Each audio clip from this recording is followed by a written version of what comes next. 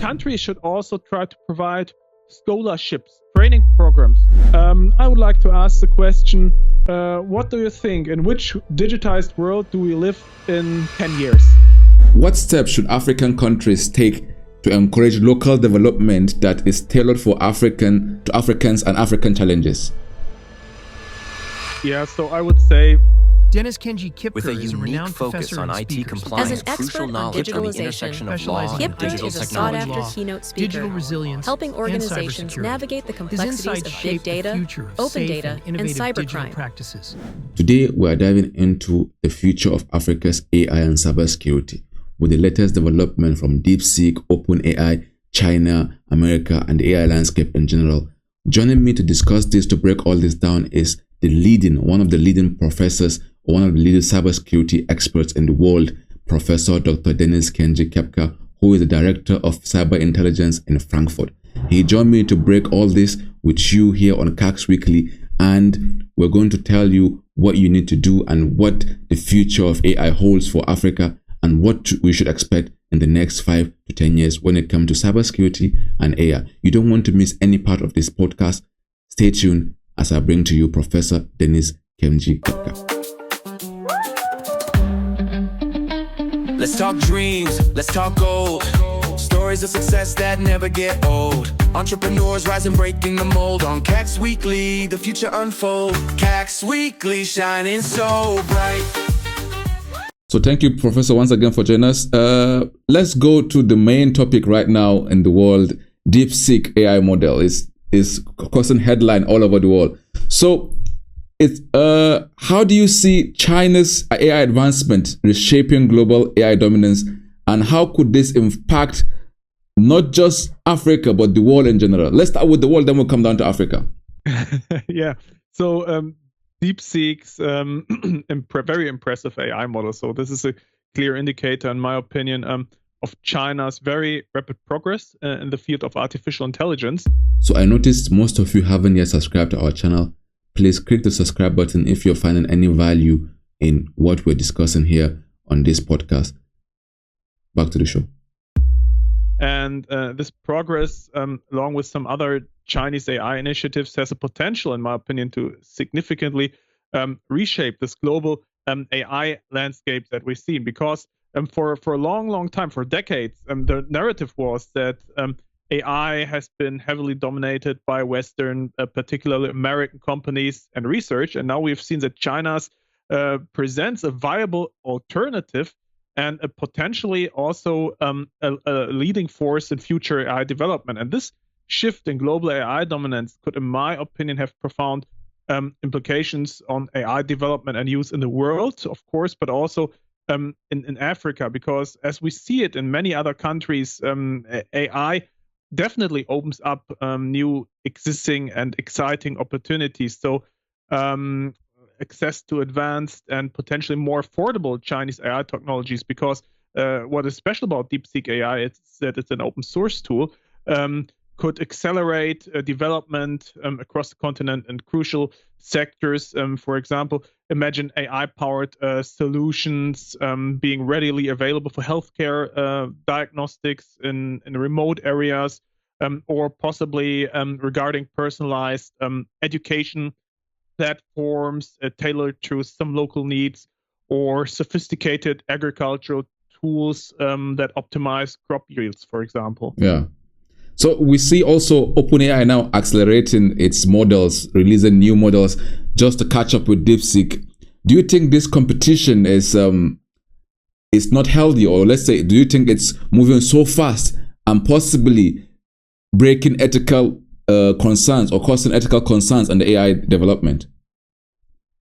Yeah. So to say, this rapid pace of AI models really being released, driven by competition between companies like OpenAI or DeepSeek, raises definitely concerns about whether innovation is outpacing considerations of cybersecurity, data privacy, ethical implications.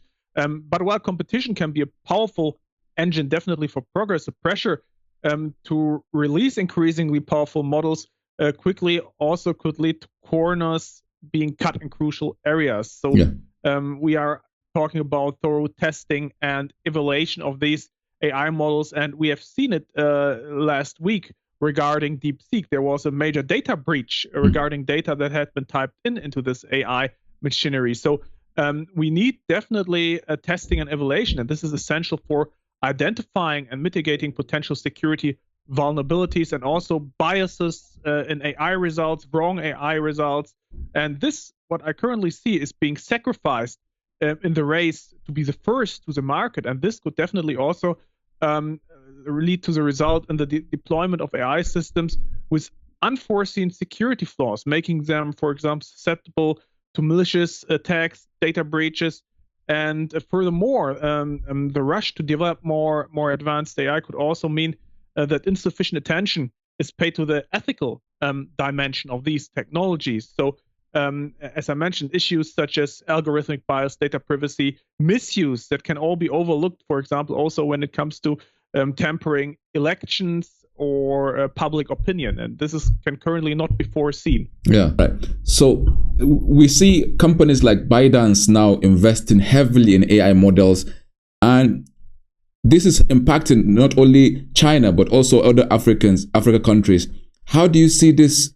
What would be the implications of these AI models advancing in Africa? Yeah, so ByteDance significant investments in artificial intelligence, also coupled with this broader push by Chinese tech companies into the whole AI arena, which was mostly dominated by US companies, strongly suggests, in my opinion, that they are poised to become major players, also in Africa's tech space. So, and in my opinion, there are several factors that contribute to this potential. So Chinese companies have definitely a proven track record of rapid technological development deployment, often at a scale and pace that is unmatched elsewhere. Yeah. And this is also because China does not have so much tech regulation, that is also to mention. And these Chinese companies, they also adapt at navigating emerging markets, and they have demonstrated a willingness to invest heavily in infrastructure and also local partnerships abroad. Yeah. And in Africa, where there's a growing demand for digital solutions across all sectors, because Africa is in many points very digitized, in some points also more than, for example, European Union countries. These Chinese AI companies could offer competitive and potentially more affordable technologies when they are trying currently to address the market. And this could be areas like mobile payment, for example, e-commerce, and even digitized public services. So the implications here will definitely be multifaceted. So we talk about ethical concerns in the previous question.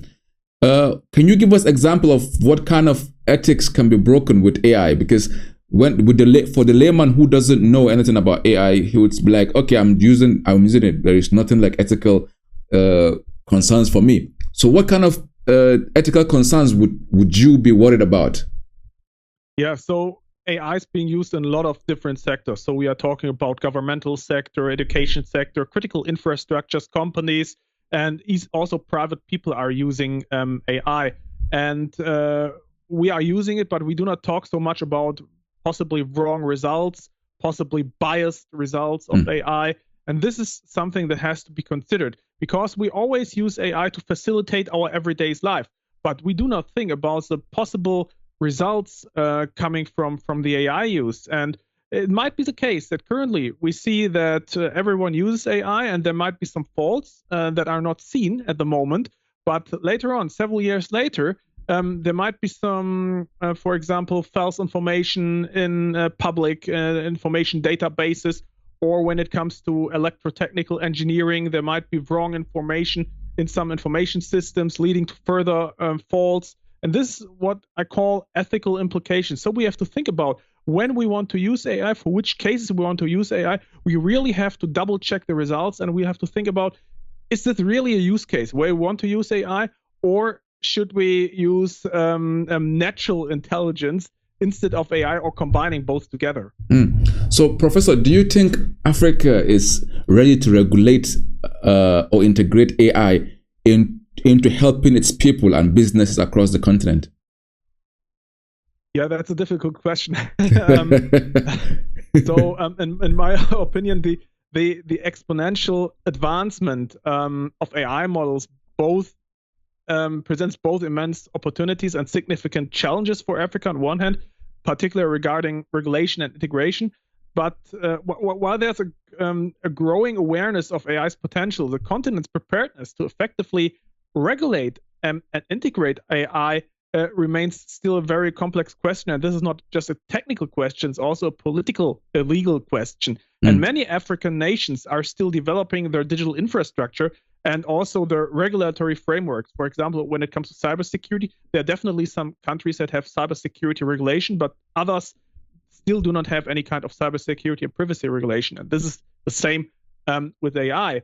So there's a risk that outdated or inadequate regulations in African countries could stifle innovation or fail to address these ethical implications we've talked about and societal implications of AI. So we also see that when we want to use AI, we need to understand it deeply or more deeply than ever before. We cannot just use it. So there is still a lack of expertise in many countries in AI and related fields. So, for example, people who are AI engineers, policymakers that know about the AI, that understands the complexities of these technologies, and, for example, develop appropriate regulation. I see here a lot of open space that has currently not been addressed so far when it comes to AI regulation. Yeah. So, Professor, you can see, as you said, AI-driven threats are increasing not only across Africa, globally. So, how can African countries or African nations develop cybersecurity frameworks to mitigate these AI-powered cyber attacks?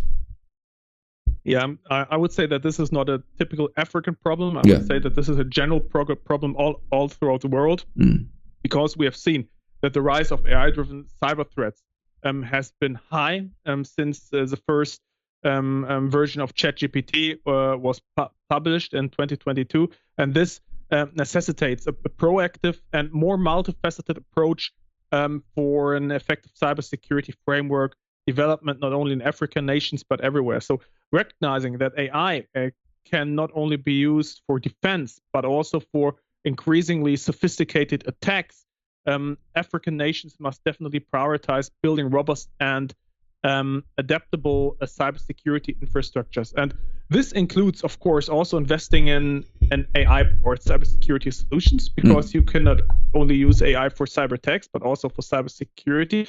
But it will take money here. And you can use, for example, AI to detect and respond to cybersecurity threats in real time, effectively countering AI-driven attacks with AI-driven defenses. That is also possible.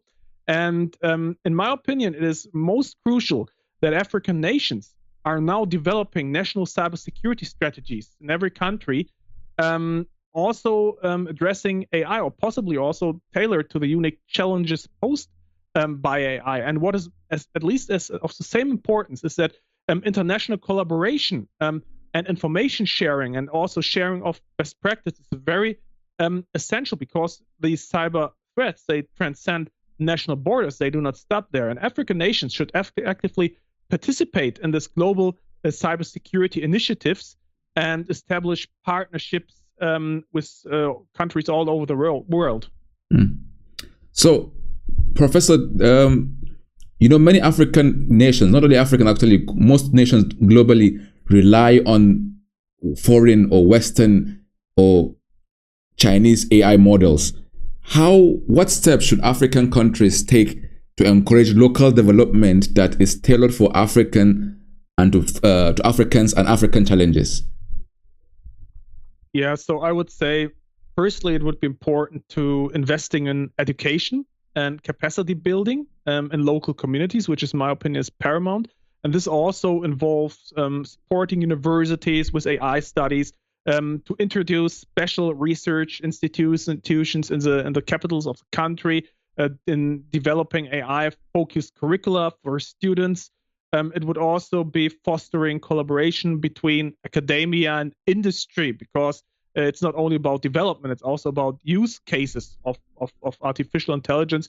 And countries should also try to provide scholarships, training programs for local AI talents. And I think, secondly, what is at least as most important or of same importance is creating some kind of supportive ecosystem for AI startups and entrepreneurs in the country. So this can be possibly achieved through establishing incubators, innovation accelerators, providing access to public governmental funding, mentorship programs, and possibly also promoting network opportunities. And governments, they play definitely a key role by developing national AI strategy that prioritizes this local development in each country and provides also certain kinds of incentive for companies to invest in African AI research and development. Yeah. So you see, a lot of governments are actually investing more in AI models.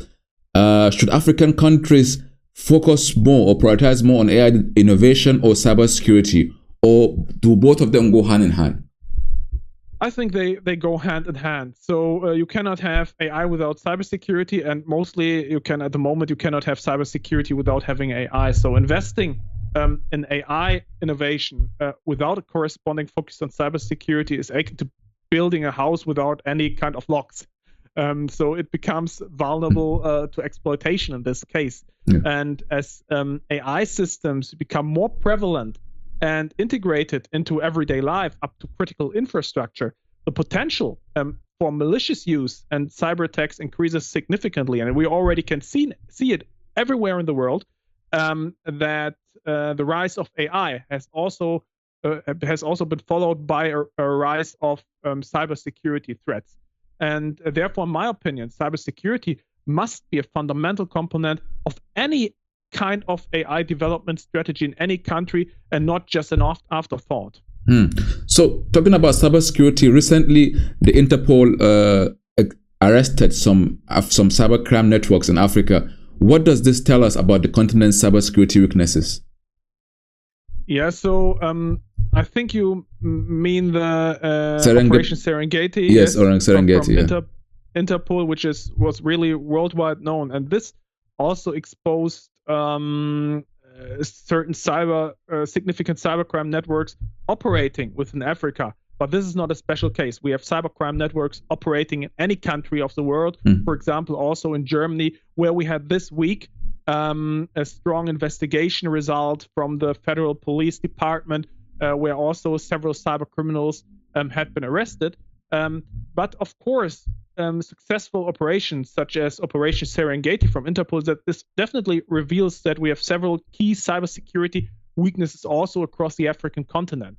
And the operation's success in uncovering these networks underscores the fact that cyber criminals have already started exploiting vulnerabilities in Africa's digital infrastructure, and also often taking advantage of limited cybersecurity resources, inadequate or insufficient legal frameworks, and also of cross-border legal collaboration. And in my opinion, the presence of sophisticated criminal networks suggests, from a certain perspective, that local law enforcement agencies may lack training, technology, and resources to actively combat cybercrime, particularly when it involves transnational operations and emerging technologies such as artificial intelligence. All right, Professor, we spoke about investment, and currently African government investment in cybersecurity is actually low. But how do you think the government, what does the government need to do to attract more investment into, more funding into building more digital resilience?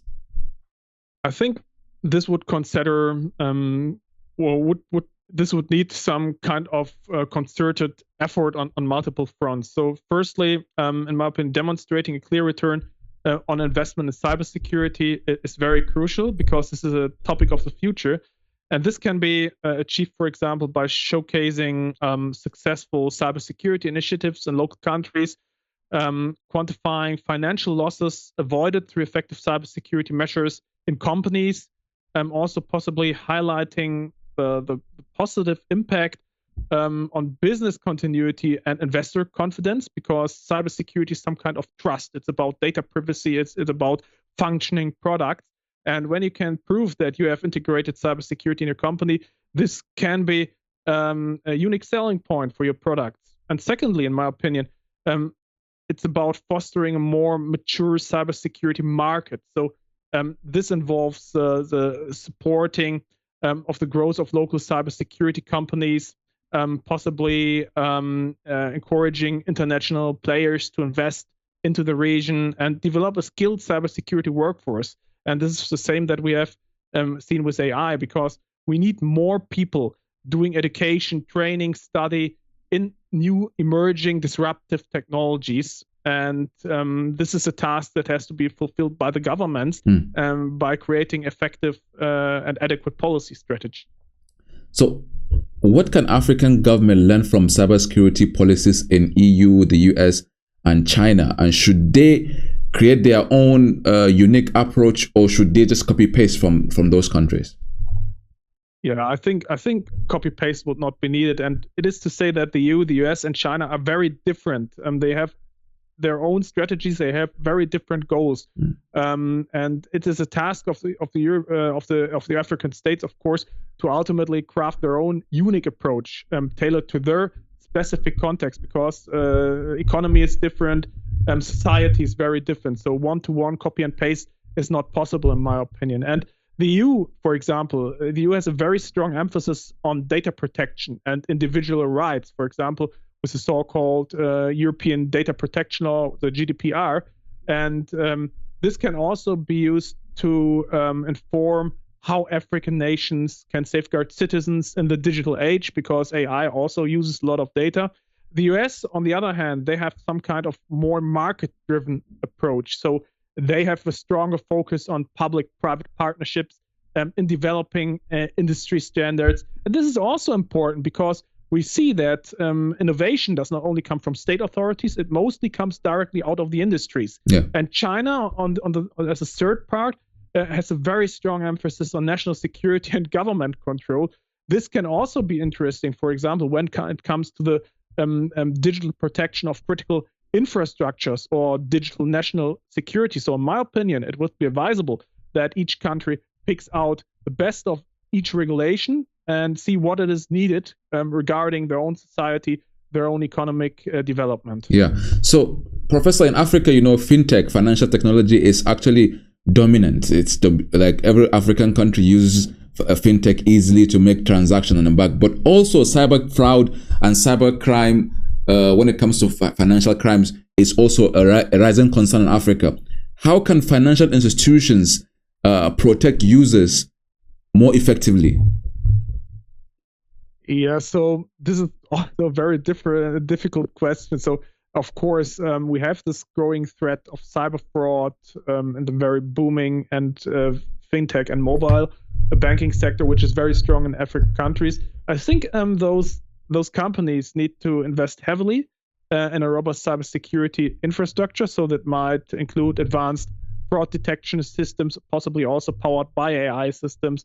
This requires multi-factor authentication for users, for identification, for transactions, and also real-time transaction monitoring by these companies. For example, when you have high amounts that are shifted from one person to another, this might lead to some kind of fraud. And these systems should also be constantly updated to stay ahead of evolving cyber criminal tactics, because they evolve from day to day.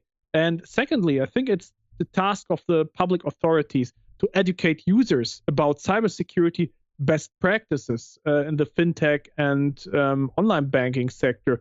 And for example, when it comes to strong password hygiene, raising awareness about phishing scams and social engineering tactics, and educating also the users on how to identify and report suspicious activity. So what to do when I think that my account is compromised. And this is something people should always take into account when they use digital technologies. They facilitate everything, but there are also certain risks, and people must be aware of these risks more than they had been in the past. All right, Professor, you've worked for the African Center of Cyber Law and Cybercrime Prevention. Based on your experience, what are the top cybersecurity policy changes that Africa needs right now? Yeah, I would say firstly, the harmonization of cybercrime legislation across the continent is crucial. Like we had in the European Union, to have unified cybercrime regulations, to have unified cybersecurity best practices, because disparities in laws and enforcement capabilities hinder cross-border collaboration and allow cybercriminals to exploit jurisdictional loopholes. And we see this in the European Union, because in the European Union, a lot of regulations have been unified in the last decades, whereas most cyber criminals that do business in the European Union come from countries outside, for example, from India, where they know that there is no law which has criminal offenses. And there are some model laws also in Africa, for example, like the Malabo Convention. They should be adopted and implemented consistently.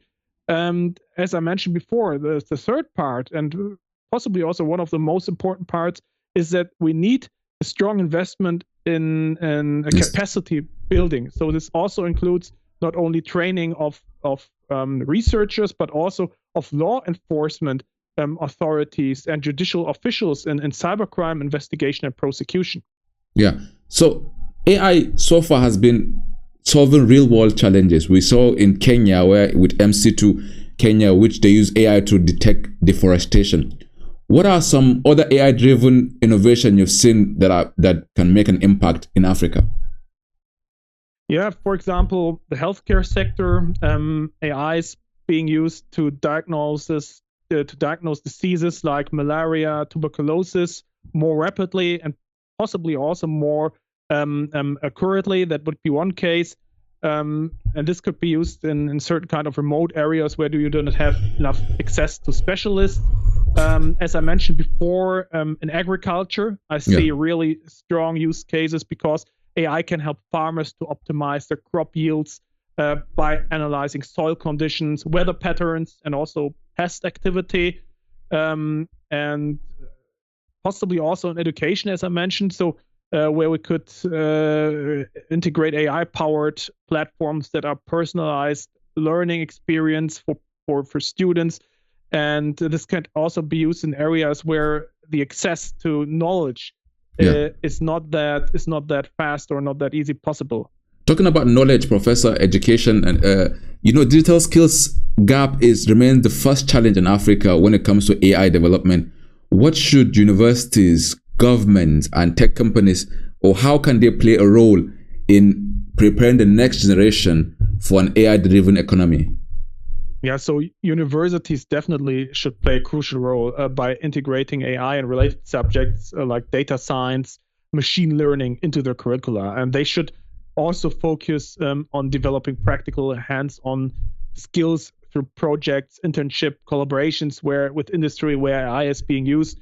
Governments, they need to create enabling policies that support digital literacy and skills development all throughout the society. And this, again, includes investing in infrastructure, providing funding for new educational programs, creating frameworks for accreditation and certification, and also tech companies. They should have investments also into the African countries, because they play a very important, vital role by partnering with universities to offer training programs and providing access, for example, to computational resources.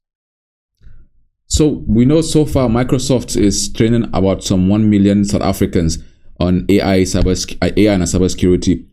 How effective are these programs in closing the digital divide in Africa, and what more can be done? I know you've spoken about building more infrastructure and government doing more, but how effective do you think these kind of programs are?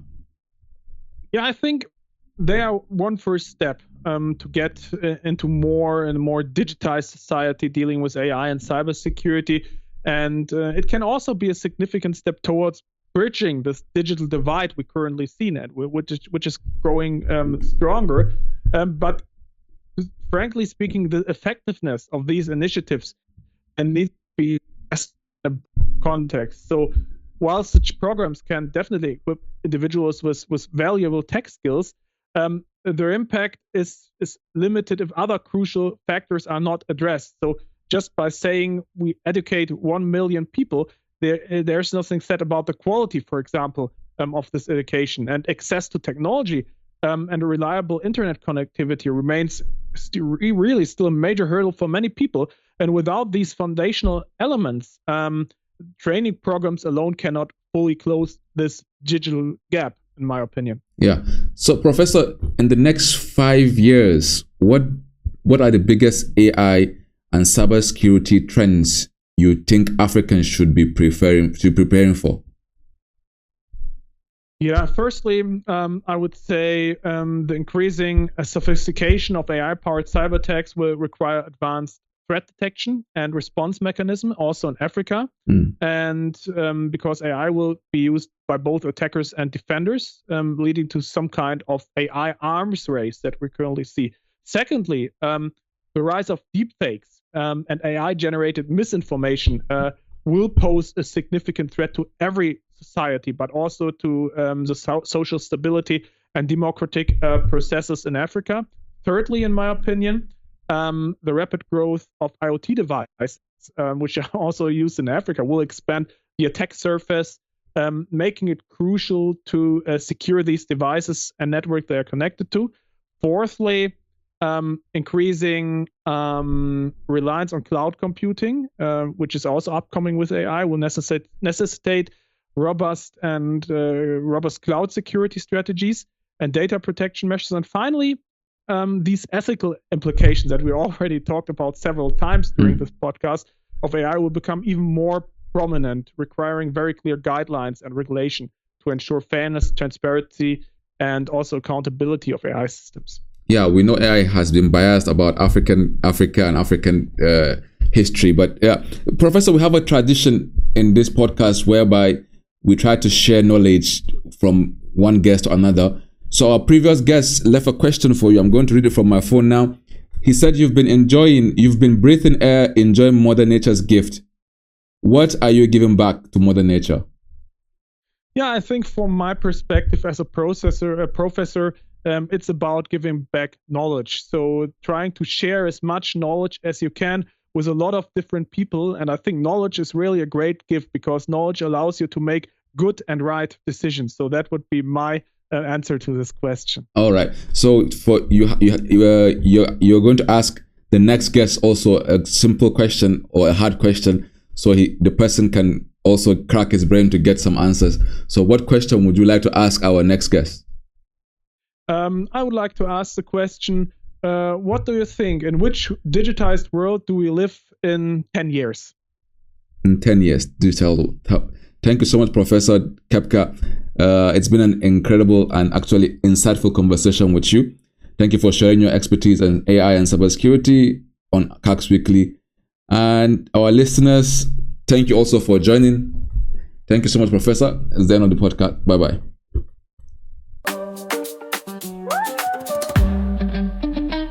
Let's talk dreams, let's talk gold. Stories of success that never get old. Entrepreneurs rising, breaking the mold. On CACS Weekly, the future unfolds. CACS Weekly, shining so bright.